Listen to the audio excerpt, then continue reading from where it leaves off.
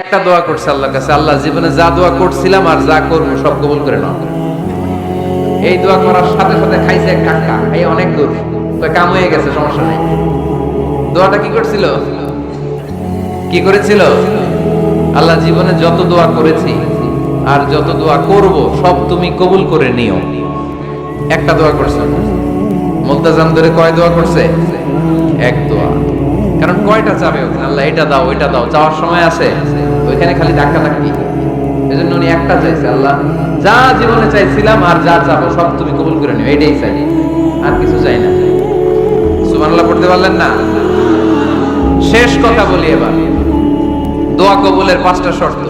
এই কথা বলে আজকের আলোচনা শেষ। সবাই এবার অনেক খুশি। কয়টা শর্ত জোরে বলেন? ধৈর্য আছে মাশাআল্লাহ, ওঠে নাই তেমন, মাঝে মাঝে একটু ধমক দিয়ে যাতে না ওঠে, বেশি বিশৃঙ্খলা করে ফেলে। এখন আবার ঠান্ডা হয়েছে। কয়টা শর্ত মনে থাকবে? এই যারা বলেন দোয়া কবুল হয় না, দেখেন নিজেদের সাথে মিলে কিনা। এই 5টা শর্ত যদি পাওয়া যায় মুহূর্তেই আপনার দোয়া আরশে যে নক করবে। 1 নাম্বার শর্ত আকলুল হালাল, হালাল খাওয়া। কি খাওয়া? আমরা দুইটাই খাই, হালালও খাই হারামও খাই। বেশি খাই কোনটা? হ্যাঁ কি খান? আমি কই নাই কিছু, আপনারাই কইছে।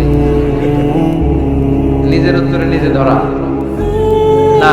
হারাম খেলে তো দোয়া কবুল হয় না। লা ইয়াদখুলুল জান্নাতা জাসাদুন গুযিয়া বিল হারাম।